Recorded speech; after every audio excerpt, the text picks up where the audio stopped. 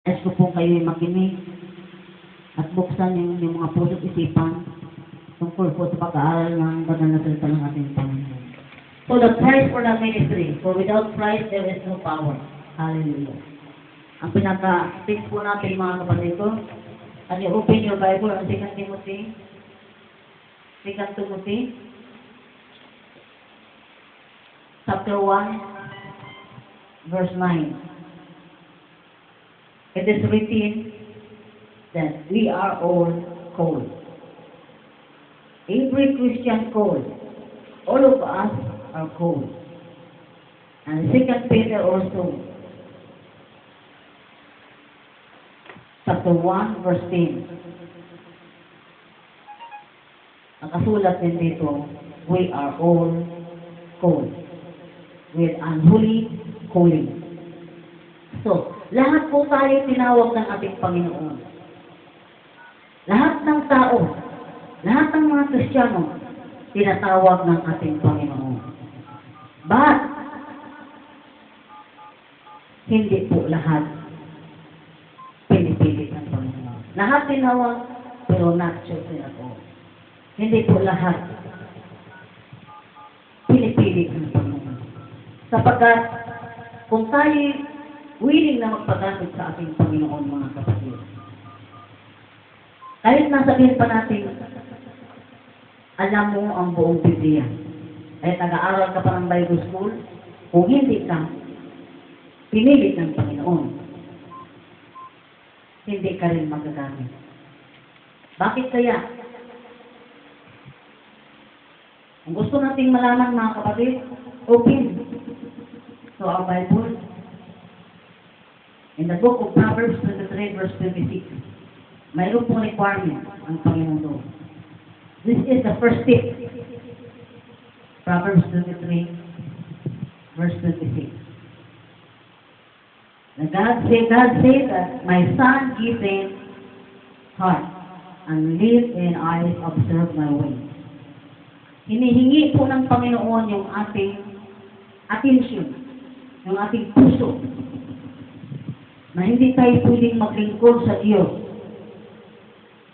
nang mayroong pag-alinlangan, pagdadalawang isip, o mayroon tayong pinipili o first priority, mga kapatid, na kung saan mahalaga sa ating pamilya, sa ating buhay.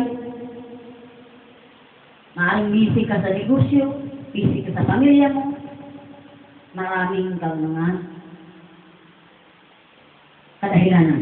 Maraming kadahilanan na kung saan hindi mo magagawa ang paglingkuran ng ating Panginoon. Pero willing ka, nais mong magpagalit sa ating Panginoon, pwede mong magawa ito. Ayaw po ng Panginoon, mga kapatid, na tayo nagdadalawang isip o namamangka sa dalawang ilog, mga kapatid, sapagkat hindi po kanon ang nais ng ating Panginoon. Ang nais po ng Panginoon na buo ang ating puso, buo ang iyong pasya na maglingkod ka sa Panginoon. Pusang loob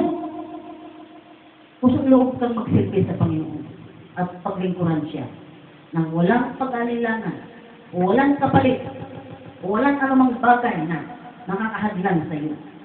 Yun po ang nais ng Panginoon, na malaya ka. Walang hadlan kung siyang paglingkuran. Dahil kung magkagayon, mga kapatid, magkaiba po yung tinawag at saka yung pinili. Yung tinawag, doon lang nakaupo. Pagka ikaw ay pinipili, mayroon pong ipapagawa ang Panginoon sa iyo. Mayroon kang ministry na hinahawakan. Maaaring ikaw ay song leader, MC, o sa instrument, mga kapatid, tumutugtog, nagdadrum set, nagtuturo. Mayroon pong ibibigay ang Panginoon na posisyon. Kaya ikaw ay pinili. So, bago ka hilingin ng Panginoon, hinihiling po niya na ang iyong puso ay buo para sa Kanya. Sapagkat kung tayo nga ay magdadalawang isip na maglingkod sa Panginoon, maaaring hindi ka magtatagal sa iyong serbisyo. Alone kang mag-give up. And that is the first step, mga kapatid, na ibigay natin yung ating puso sa Panginoon upang tayo'y makapaglingkod sa Kanya, makapag-focus sa Panginoon. Hindi nawa tayo, mga kapatid, maglilingkod na para bang pinibigyan natin ng Panginoon ng tira-tirang mga oras o tirang araw. Hindi nawa ganun, mga kapatid. Ang nais ng Panginoon ay buo. Sapagkat ang ating Panginoon ay sumusubok. Sinusubukan niya ang ating mga puso. Sinesearch niya ang ating mga puso. Yan po ang sinabi ng ating Panginoon. And Deuteronomy chapter 8 verse 2, God tried the heart. And Jeremiah 17:10, God searched the heart. Proverbs 21:2, God answered the heart. God answered the heart. So lahat po yan, mga kapatid. Hindi po tayo makapaglingkod sa Panginoon o mamamangka sa dalawang ilog na ngayon pupunta sa simbahan, sa sunod hindi pupunta sa simbahan, magpapagamit maya-maya, ngayon naman hindi magpapagamit. On, off. Ayaw po ng Panginoon. Ang nais po ng Panginoon ay tuloy-tuloy. Nais po ng Panginoon na mayroon kang panahon o time para sa Kanya. Yan po ang Kanyang nais. Hindi po niya nais yung ibigyan natin siyang tuwing linggo, magsisimba ka. Tapos, sa ibang araw naman, sa ibang mga activities, hindi ka makakarating, hindi ka makakadalo. Dahil busy ka. Walang time. Kaya maaring ma-dismiss ka sa trabaho mo, sa servisyo mo sa church. Pag-isipan po natin yan, mga kapatid, dahil hindi po biro ang maglingkod sa ating Panginoon. The second step is God tried the heart. God tried the heart. That is the second step. The third step is be sure that God will worshiping is one true God. Be sure that the Lord that you are serving is one true God. Kailan na po natin biyakan, mga kapatid? The God who you are serving for is true God. Hindi tayo pwedeng maglingkod, mga kapatid, ng hindi natin kilalang lubos ang ating Panginoon. Marami po mga church, mga kapatid. Maraming mga mananampalataya o relihiyon sa panahon ngayon. Na kung saan, mga kapatid, hindi sila sigurado o walang katiyakan na sila makapasok sa kaharian ng Diyos. Dahil ang Diyos na silang pinaglilingkuran ay patay. Diyos na silang pinaglilingkuran ay hindi dumidilig ng pananalangin. Kaya kung minsan tiyakin natin, mga kapatid, siguraduhin natin na sa ating paglilingkod, sa ating pagpapagal sa church, sa iglesia, sure na tayo na makapasok doon sa kanyang kaharian. Kilalanin natin ang ating Diyos bago tayo magsilbi. Bago tayo maglingkod sa Diyos, kilalanin natin siya. Dahil marami po Diyos-Diyosan. Maraming mga santo, maraming mga pangalan, kaya nga tinatawag ang mga Diyos-Diyosan dahil hindi sa totoong Diyos. Pagkamali yung tinatawagan mo, hindi tutugunin na yung pananalangin. Maging bingi. Kaya huwag ka magtataka kung sasabihin ng mga tao, ay lagi ka lang sa simbahan, bakit ganun ka pa rin? Lagi ka lang sa simbahan, napupuna naman kasamahan mo, bakit ganun? Ano bang klaseng mga Diyos na sinatawagan mo, sinasamba mo? Minsan mga kasamahan mo, napupuna ka. Pero hindi mo rin napapansin. Mga kapatid. Dahil sila naglilingkod, tumatawag sa kanilang Diyos. Pero yung kanilang sinatawag ng Diyos ay bingit, bulag, hindi makakarinig, hindi makakita, hindi makakalakad, o ibang Diyos ang kanilang mga tinatawagan. Siguraduhin po natin mga kapatid, yung ating pinaglilingkuran na Diyos ay Diyos na tunay at totoo. Wala po tayong kinikilalang Diyos maliban kay Kristo Jesus mga kapatid. Only Jesus. Kaya ang pinakatapik po natin mga kapatid, yung po nakalagay natin mga kapatid, to John 14:6. Mga kapatid. Ang sabi ng ating Panginoon, I am the way, the truth, the life. No one comes to the Father except by Jesus. Ay Jesus naman po tayo mga kapatid, aasa kung matatagpuan sa Kanya ang katotohanan. Sapagkat siya lamang po ang tunay na daan. At sinabi ng ating Panginoon mga kapatid, John 10:30, ang Ama at si Jesus ay isa lamang. Ang sabi ni Jesus doon, ako at ang Ama ay isa lamang. So walang ibang daan maliban kay Kristo Jesus. Kung tayo mananalangin, kay Jesus ka tumawag. Huwag kang tumawag kanino man. Huwag kang tumawag sa ibang Diyos na kung saan hindi mo kilala. Hindi dinidinig ng pananalangin. Yan po ang first step mga kapatid. Ang ating pong mga reference mga kapatid, 1 John 1:18-20. Sa Matthew 7:21-23, ang sasabihin ng ating Panginoon mga kapatid, pagdating ng araw, pag hindi natin siya nakikilala, see away from me and I don't know you. Sabihin ng Panginoon, hindi kita kilala. Sino bang tinatawagan mo? Sino ang Diyos mo? Kaya, itatakbo ka ng Panginoon dahil hindi mo siya nakikilala. Dahil ang tinatawagan mo mali, hindi si Kristo. Ang sabi ng ating Panginoon mga kapatid, sabi sa nakasulat dito mga kapatid, na ang sino mang hindi naniniwala kay Hesus Kristo ay tinatawagin Antikristo. Mga kapatid. So, awit po tayo sa mga bagay na yan. The first step is preparing for the ministry. How do you prepare yourself for the ministry? Proverbs 24:27. Prepare the work without unworking faith for thyself in the field, and afterward build the house. Kailangan po natin mga kapatid na paghandaan ang ating sarili. Tayo maghanda, mga kapatid. Dapat nating pag-aaralan yung mga bagay-bagay. Kung baka bago katawagin ng Panginoon, kailangan ka muna mag-aaral. Agaya sa pag-aaral mo sa school, mga kapatid, kung kumukuha ka ng mga kurso, pinag-aralan mo yun ng ilang taon. Ang iba, 10 taon, 5 taon, 4 na taon, 2 taon. Depende sa kurso na kailang pinukuha. Mga kapatid. Para po sila makapasok ng trabaho. Para sila makahanap ng magandang mapagkakitaan. Para ma-promote, para umasenso sa buhay, kaya nag-aaral. Mga kapatid. So, lahat ng kanilang pinag-aralan, nagagamit nila kung ginagamit nga nila.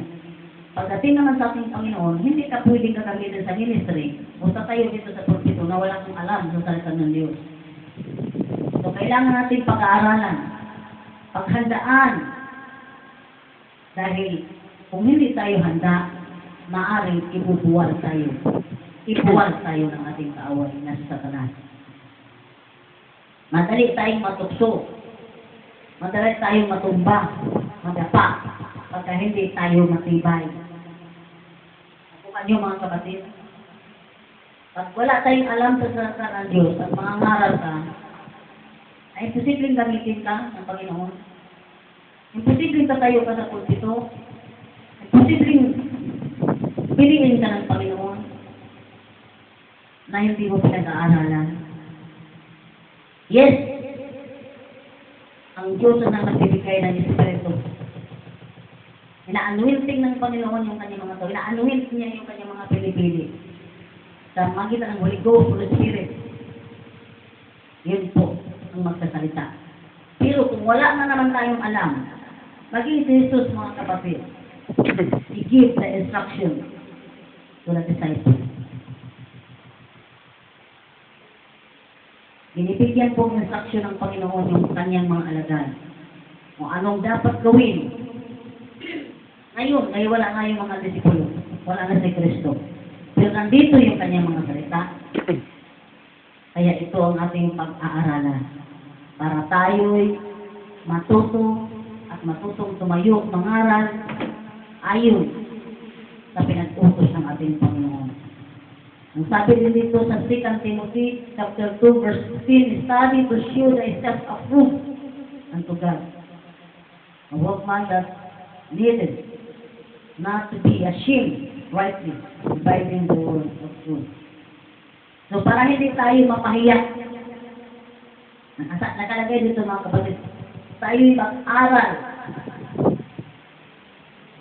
para tayo maging approved, maging karapat-dapat, maging aya-aya, at hindi mapapahiya. Hindi tayo pwedeng mangaral na wala tayong alam. Baka tayo mapahiya. Paano ka nga naman mangaral? Halimbawa, lasing ko ka. Sabihin mo sa mga tao, huwag kang maglasing. Inabiruan ng lasing ko. Huwag kang magnakaw. Inabiruan ka magnanakaw. Paano? Huwag kang magsisinungaling. Inabiruan ng sinungaling. Paano mo sasabihin sa mga tao na mangaral ka? Lahat ng ipinapangaral mo, dapat mong i-apply mo na sa sarili mo. So na nakahiya. Sinabi natin sa mga tao na, mga magsisi kayo, magpaprotest mo kayo. Sa pangalan ng Jesus, Acts 2:38, repent and be baptized in one of you in the name of Jesus for the remission of your sins, then you will receive the Holy Ghost. Paano? Kung hindi mo ginawa yung binasa. So, kailangan mga kapatid na bago tayo mag-share ng salita ng Diyos, kailangan na i-apply muna natin sa ating mga sarili. Kailangan tayo ay naging humilo. Makita nila na tayo naglilingkod sa Panginoon ng tapat at hindi sinungaling, hindi nanluloko, hindi nandaraya. Yun po, mga kapatid, na sinabing nakakahiya. Nakakahiyang humarap sa mga tao, lalo na sa ating Panginoon, na tayo humarap sa kanila na hindi tayo kaya-aya, hindi tayo karapat-dapat. We are not worthy in the sight of the Lord. Hindi natin in-apply yung ating mga pinag-aralan. Kahit nag-aral tayo, pwede natin ginagamit, hindi in-apply, useless ang lahat mga kapatid. So, pupunta na po tayo. We are going to the test of God. Test 1 called time test. Darating po ang punto mga kapatid na every area of your life, Jesus, our God, He will close the door and you cannot open anymore. What does it mean? Any trials, persecution, meanwhile, you will face many trials, problems, tribulations in your life. At hindi mo mabubuksan yung pintuan na yun. Maging ang Panginoon, alam niya na ikay nagigipit, ikay nahihirapan, pero hindi kanya pakikinggan. The face of the Lord turn away. Why? Why he ignore? Why he ignore you? Bakit kaya iniwasan ka ng Panginoon? To grow. The answer is to grow your faith. He don't answer your prayer. Even you pray and you pray and you pray and you bow your knee over here, the pulpit, in the altar. But Jesus will never answer your prayer. That's the mean that He will close the door. Sa lahat ng kaparaanan mga kapatid na ginagawa ko na, pero walang resulta. Iniiwasan pa rin ng Panginoon. Umiiwas siya, lumalayo siya sa iyo. Sapagkat sinusubok ng Panginoon Sinusubok niya yung ating mga pananampalataya. Jesus will test you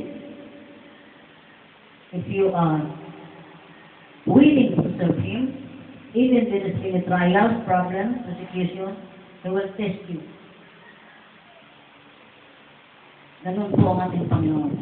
He never answer your prayer the time that He will test you. Pero, pagka na-overcome mo ang lahat-lahat na ito, you will grow. Hindi ka isigisi na madapa o matumba sapagkat ikaw ay lumalago. Hindi ka natitiso. You never offend. There is no offense. Dahil you understand what is the will of God. So marami po mga naman there is many Christians na when they will face many trouble, problems, trials, tribulation, they will go run away. Mga kapatid. Even they will leave the church. The time that God will feast them and they cannot stand anymore, they will go run away. Because the test is too heavy. Heavy. Mabigat na trial. Hindi nakayanan yung mga problema, pagsubok na dumarating sa kanilang buhay. Kaya tumatakbo. Kaya ipinapahindulot ng Panginoon Jesus allow this kind of situation to face you, mga kapatid, and to prove how you love Him. Na kung saan sa maraming mga problema, pagsubok, mga kapatid, nakatayo ka pa rin sa iyong pinatatayuan. Dahil ikaw ay naging matibay, naging matatag, kahit na maraming problema. Kahit walang ulam, kahit walang pagkain, kahit walang trabaho, kahit hindi nakakabayo sa bahay, problema sa pamilya, problema sa trabaho, etc. But you never give up. Still you stand firm to the Lord. Yan ang nais ng Panginoon. Natulad kay Hope, mga kapatid, kita mo si Hope. Pagkain mo si Hope. Hope chapter 1, lagay doon. Lahat tinanggal sa kanya. Pero hindi pa rin siya nag-give up. Instead, he trust the Lord. Magtitiwala siya. Kaya ang lahat ng ari-arian, kayamanan, na nawala sa kanya, ibinalik ng Panginoon ng doble-doble pa dahil na-overcome niya ang trial. Ang best, mga kapatid.